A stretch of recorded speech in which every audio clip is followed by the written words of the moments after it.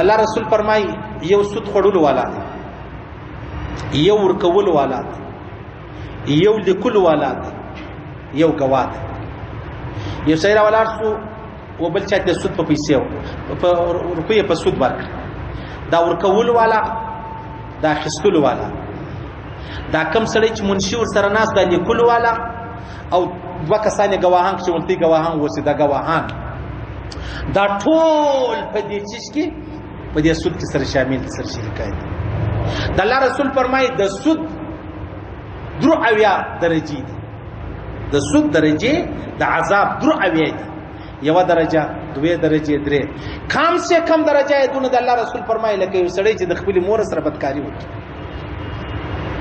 دا یو درجه ده دو اویا درجه نور پات یا دا اویا درجه دي دا نشبته درجه پات یو درجه ده کم سے کم درجه ده نعوذ بالله استغفر الله لا حول ولا قوه الا بالله سید خپل مور سره بیلاری وکي ها بدکاری وکي مخدوري د دې څه سزا ده د سودخور سزا یو سزا دغه ده نشبته دغونه نور پکې یا دو اویا دغونه نور پکې دا د سودخور ده ازمرته علاقه د سود ډکه نه سود خو پیشن سوس کاروبار په قسطو باندې کاروبار کول حرام نه دي پروا نه لري د 10 روپۍ شي د 50 روپۍ ورک کنن پیسې راکې 10 روپۍ غواړم او کیسه بل میاس راکې 60 روپۍ غواړم هیڅ پروا نه لري او کتره ولار سولې دا شی دی ورکی تا ورته ویلې د میاس دی د 20000 روپۍ مثلا موټر سایکل دی په 1,200,000 دی ورکی تا ول د میاس دی ماته 10,000 روپۍ راکوي یا 15,000 راکوي ټیک دې سید پروا نه لري کتره ولار شي ووز دا یو قسط وزن دی تر ولار شي یو قسط بل پرپور دی پروپیلی بده تا ته قسط کوي یا نه کوي دا وې ځندوي نا وخت کوي قضا کوي پر سر باندې جرمانه ورچي دا هغه اوریجنل سود دی اوریجنل چې د مور سره سړی بدکاری کوي هغه سود شو الله رسول صلی په دې شهر کې څو کسان کوي په دې شهر کې څو کسان سود کوي ټینګانوم دي زورورم دي ټیک څه اوس مش پښتانه نه دا منافقان خلک دي مسجد هم لري سودم کوي مسجد جوړ کړی نه دي خلکو د پاره چې خلک دا ونه وي دا ډېر غټ کافر دي سودم کوي مدرسې هم خلاصه کړي سلو 1500 زر طالبان هم لري سیس سودم کوي بیا تبلیغ کوم تللی ورور څلور میاشتې ورزيدل سودم کوي مجاهدین ته چاندا مور کوي دا پښتانه دي او د الله رسول څه فرمایي یور په د سود سړی وخوري یو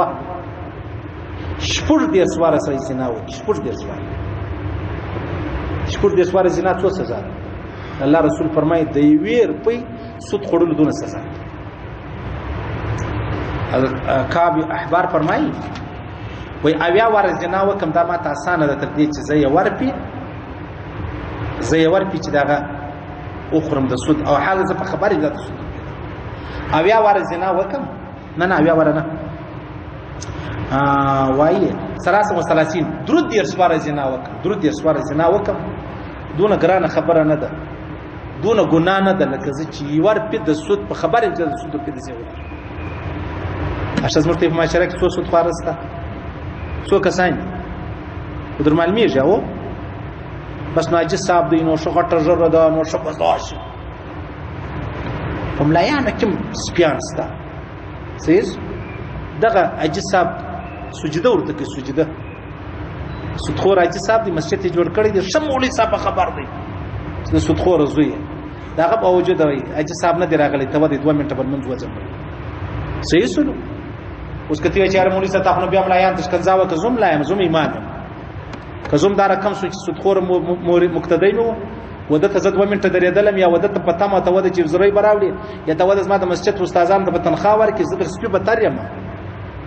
چې زه در سپي بتر یم نو کدا نور دا چې ما هم در سپي بتر صحیح سونه ستا کنستا ډیر ستا و او مرته ول نصر منو الله رسول فرمایي وي لعنت دی پر هغه چې دای سود خوري سود ورکول والا سود اخیستل والا سود لیکل والا د سود گواهان دا ټول مسلم شریف حدیث دی ګډ سره برابر دي په ګناه کې ټول سره برابر دي سبحان الله استغفر الله نو دوی په معاشره کې نشته سود. الله رسول فرمایي داسې زمانه به راشي دا سود به دومره عام سي چې کوم سړی په کور کې نه سود نه کوي لا بیا ګرځ غبار باندې پروت دی. هغه زموږ د بینکو سیستم دی. ورته یو سړی سود نه کوي او